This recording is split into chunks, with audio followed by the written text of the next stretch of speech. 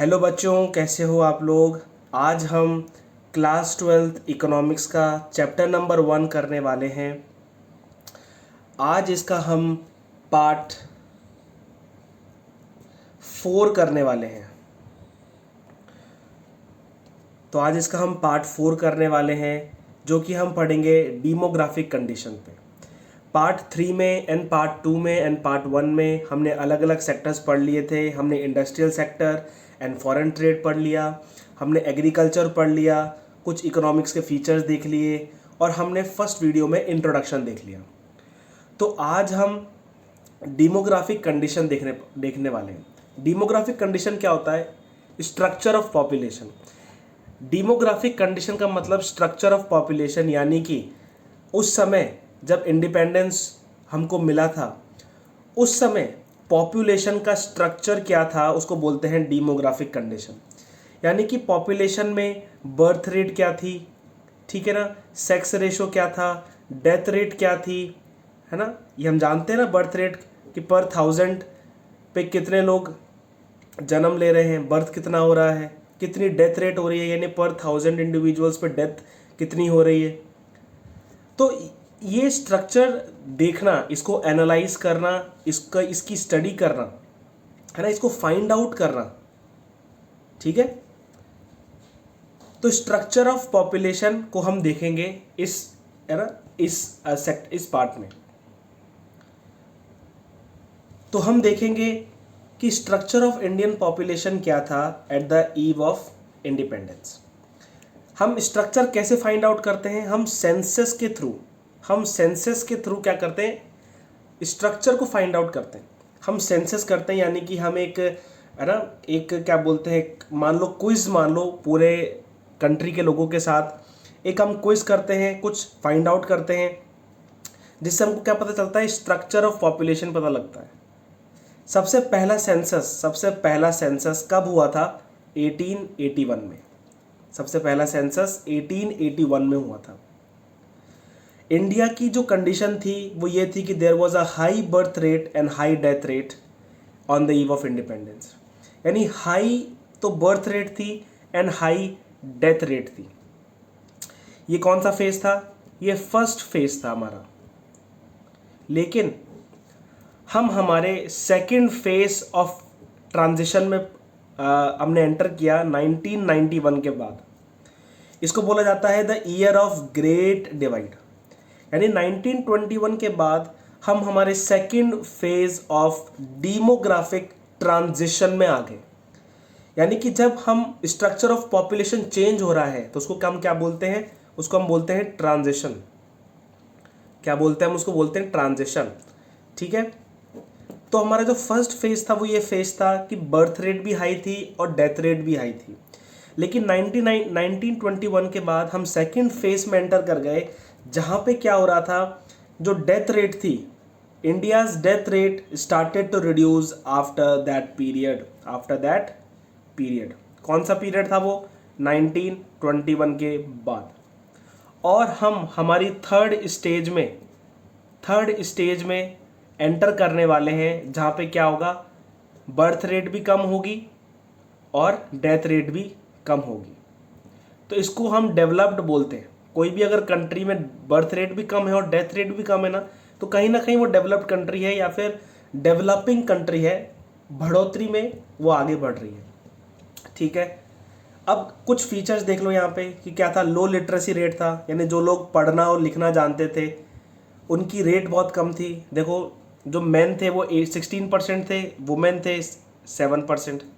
अगर आज से कंपेयर करें तो आज वुमेन 65% लिटरेट है, लेकिन उस समय सिर्फ 7% जो वुमेन्स थी वो लिटरेट थी, ठीक है। High birth rate and death rate, है ना, जो लोग पैदा हो रहे थे वो भी ज़्यादा थे और जो लोग मर रहे थे वो भी ज़्यादा थे। 48 लोग तो पैदा हो रहे थे पर 1000 और 40 लोग मर रहे थे पर 1000। बहुत ज़्यादा होता है ये, ठीक है। High infant mortality rate. Infant यानी कि 0 से लेकर 1, मोर्टैलिटी यानी कि वो बच्चों की डेथ जो 0 से लेकर 1 ईयर के बीच में है। यानी जो बच्चे 1 साल के अंदर है, देखो मैंने यहाँ क्या लिखा है, 1 साल के अंदर है, उनकी डेथ हो जाना, तो उसका रेट था 218/1000। यानी जो बच्चे पैदा हो रहे थे वो विद इन 1 साल के अंदर अंदर मर जा रहे थे। लेकिन अगर आज वो रेट है 38/1000, ठीक है ना। देखो कितना गैप है, कितना गैप है। ये दर्शाता है, ये बताता है कि हम कितना डेवलप्ड हो चुके हैं, हम कितना ट्रांसफॉर्म हो चुके हैं। ठीक है, हो सकता है जो ये रेट है ये ऊपर नीचे हो सकती हैं, लेकिन आपको ये याद रखना है कि हाई इन्फेंट मोर्टेलिटी रेट थी। फोर्थ है लो लाइफ एक्सपेक्टेंसी, यानी कि लोग कितने साल के होके मर रहे थे। ठीक है, लोग बाग एवरेज जो एज थी वो 44 थी, आज एवरेज एज 68 है। ठीक है, मतलब जो एवरेज लोग जी रहे थे ना वो 44 ईयर्स तक जी रहे थे, लेकिन आज देखो 68 तक लोग जी पा रहे हैं। एक्सटेंसिव पॉवर्टी, बहुत ज़्यादा पॉवर्टी थी। ठीक है, गरीबी बहुत ज़्यादा थी। 80% लोग गरीब थे, 80% लोग पॉवर्टी में थे। क्यों क्यों इसका जवाब दो। क्योंकि पर कैपिटा इनकम कितनी कम थी, लोग बाग कमा ही नहीं रहे थे, लोग बाग कमा ही नहीं रहे थे। क्यों कमा नहीं रहे थे?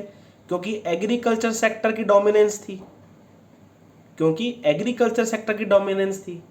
और एग्रीकल्चर सेक्टर की डोमिनेंस थी तो क्या थी? डिसगाइज्ड अनएम्प्लॉयमेंट थी। ठीक है ना। लैक ऑफ हेल्थ फैसिलिटीज, अब इन सब का जो समरी है ना वो ये बोल सकते हैं कि लैक ऑफ हेल्थ फैसिलिटीज। ठीक है, lack of health facilities, poor sanitation था। ठीक है, पुअर हेल्थ केयर फैसिलिटीज भी पुअर थी, कोई हॉस्पिटल्स इतने ज़्यादा डेवलप्ड नहीं हुए थे। सरकारी हॉस्पिटल्स थे तो आपको पता सरकारी हॉस्पिटल कैसे जो है टैकल करते हैं उस समय। ठीक है, तो लैक ऑफ हेल्थ फैसिलिटीज। तो डेमोग्राफिक कंडीशन यानी स्ट्रक्चर ऑफ पॉपुलेशन बहुत ही ज़्यादा खराब था, इतना कुछ अच्छा नहीं था। Low literacy level, high birth rate, high infant mortality rate, low life expectancy, extensive poverty and lack of health facilities. ठीक है, अगर आपसे डेमोग्राफिक सेक्टर के बारे में पूछा जाए तो आप इन 6 पॉइंट्स को लिख के आएंगे, इन 6 पॉइंट्स को लिख के आएंगे और पूरा ये हमारा सेक्टर कंप्लीट हो चुका है। इसके बाद जो नेक्स्ट सेक्टर है वो हमारा है ऑक्यूपेशनल स्ट्रक्चर। अब हम देखेंगे कि हमारा ऑक्यूपेशनल स्ट्रक्चर कैसा था। अब हम देखेंगे हमारा ऑक्यूपेशनल स्ट्रक्चर कैसा था। ऑक्यूपेशनल स्ट्रक्चर यानी कि वर्किंग पॉपुलेशन का डिस्ट्रीब्यूशन, यानी कौन किधर किधर एम्प्लॉयड है। ठीक है, तो क्या था? डोमिनेंस ऑफ एग्रीकल्चर सेक्टर था। 72% लोग कहाँ पे इन्वॉल्व थे? एग्रीकल्चर में इन्वॉल्व थे। लेकिन सेकेंडरी सेक्टर में सिर्फ 10% लोग थे और टर्शरी सेक्टर में 17% लोग इन्वॉल्व थे। ठीक है, क्यों? क्योंकि लोगों को कुछ काम आता ही नहीं था, कुछ अलग चीज़ आता ही नहीं था, उनके पास कोई ऑल्टरनेटिव ही नहीं था, उनके पास कोई ऑल्टरनेटिव ही नहीं था। अब मुझे बताओ, इंडस्ट्रीज़ में वो जा नहीं सकते क्योंकि हमने पिछली वीडियो में इंडस्ट्रियल सेक्टर पढ़ा है। कैपिटल गुड नहीं थे, कैसे जाएं? इन्वेस्टमेंट नहीं था, ठीक है, कैसे जाएं? ठीक है, और डी इंडस्ट्रियलाइजेशन था, हमने पिछली वीडियो में पढ़ा नहीं है, हमने पार्ट 3 में ये चीज़ पढ़ी है। तो एक बंदा एग्रीकल्चर सेक्टर को छोड़ के दूसरे किसी सेक्टर में जा ही नहीं सकता। क्यों? क्योंकि वहाँ पे बहुत ज़्यादा बैकवर्डनेस है, बहुत ज़्यादा स्टेगनेंट कंडीशन है दूसरे सेक्टर्स की। और 72% लोग भी क्या करते थे? सब्सिस्टेंस के लिए अपने फार्मिंग करते थे, यानी खुद का पेट भरने के लिए फार्मिंग करते थे। ठीक है, तो अगर खुद का पेट भरोगे तो वो पर कैपिटा में कैसे जुड़ेगा? ठीक है, वो डेवलपमेंट कैसे होगा? और बहुत ही नो ग्रोथ होगी। क्योंकि आप सोचो ना, कैपेसिटी एक फील्ड की कैपेसिटी, मुझे बताओ, मान लो 100 किलो अनाज उगाने की है, 100 किलो ग्रेन उगाने की है, लेकिन आप सिर्फ 15 केजी ग्रेन उगा रहे हो जिससे आपकी फैमिली फीड हो जाए, तो जो 85 केजी आप नहीं उगा रहे हो तो वो लॉस है ना इंडियन इकोनॉमी को, वो लॉस है। ठीक है, देख लो वो पॉइंट आ गया। No development in industrial sector, industrial sector में कोई डेवलपमेंट नहीं था। ठीक है, देखो 10% लोग हैं सिर्फ इंडस्ट्रियल सेक्टर में, लेकिन अगर यूएसए की बात करी जाए तो 32% से भी ज़्यादा लोग बाग इन्वॉल्वमेंट है उनका इन सेक्टर्स में। ठीक है, ये दर्शाता है कि कैसे यूएस और अलग कंट्रीज इंडस्ट्रियल सेक्टर पे फोकस कर रहे हैं, ना कि एग्रीकल्चर सेक्टर पे। अगर आज भी मान के चलो तो 45% जो लोग हैं ना इंडिया में, आज भी मान के चलो, तो वो भी एग्रीकल्चर पे कहीं ना कहीं डिपेंडेंट है, कहीं ना कहीं आज भी। सोचो 75+ ईयर्स हो गए इंडिपेंडेंस को, लेकिन आज भी एग्रीकल्चर सेक्टर की डोमिनेंस नहीं हट रही है। हमने पढ़ा था ना यूएसए में एग्रीकल्चर सेक्टर 2 से 3% ही है लगभग, एक बार डेटा चेक कर लेना आप, लेकिन कहीं ना कहीं इसी रेंज में। ठीक है, और क्या अब लोगों का आउटलुक बदल रहा था, है ना। अब एग्रीकल्चर से लोग शिफ्ट भी हो रहे थे, चलो माना थोड़ा बहुत शिफ्ट भी हो रहे थे, लेकिन जो वो शिफ्टिंग थी ना वो अनबैलेंस्ड थी। वो जो शिफ्टिंग थी ना वो क्या थी, अनबैलेंस्ड शिफ्टिंग थी। यानी एग्रीकल्चर से इंडस्ट्री में जो वो शिफ्ट कर रहे थे ना वो अनबैलेंस था। क्यों? इस वजह से अनबैलेंस था, कैपिटल नहीं थी, कैपिटल इन्वेस्टमेंट कुछ भी नहीं था। ठीक है, कोई कैपिटल गुड्स नहीं थे, लोगों को काम नहीं आता था, कुछ दूसरा काम लोगों को नहीं आता था, क्योंकि उनके पास सिर्फ एग्रीकल्चर था, उन्होंने यही सीखा था, वो यही काम करते थे, है ना। अपने पेरेंट्स से भी उन्होंने ये सीखा था, तो इसके अलावा लोगों को कुछ दूसरी सोच ही नहीं थी। अब मुझे बताओ सोच क्यों नहीं थी?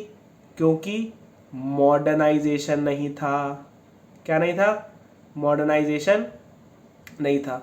ये भी हमने किस में कर रखा है? ये भी हमने पार्ट 2 में कर रखा है।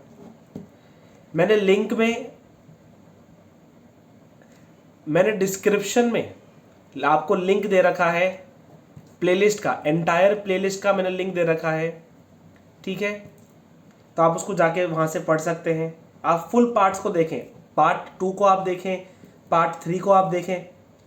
ठीक है, तभी जाके आपको सब चीज़ें समझ में आएगी।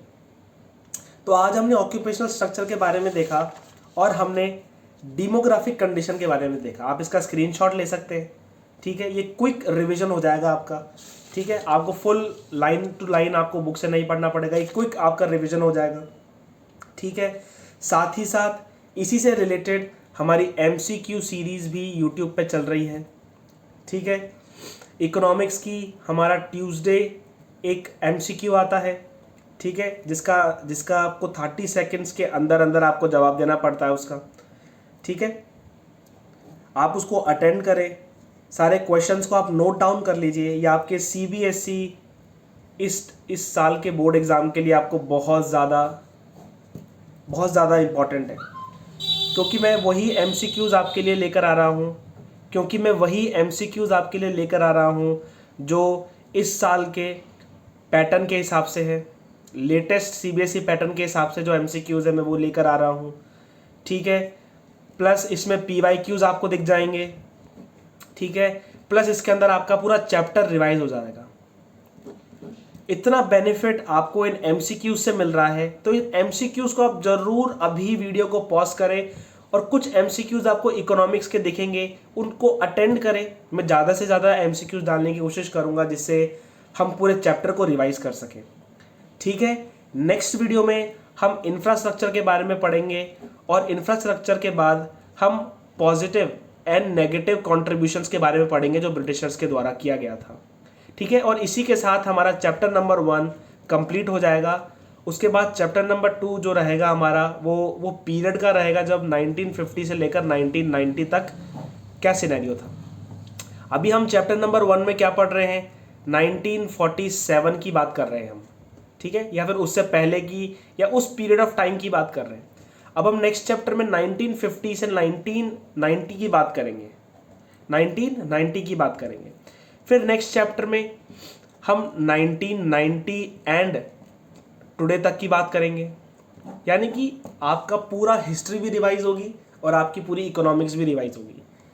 ठीक है, till then keep learning. Thank you.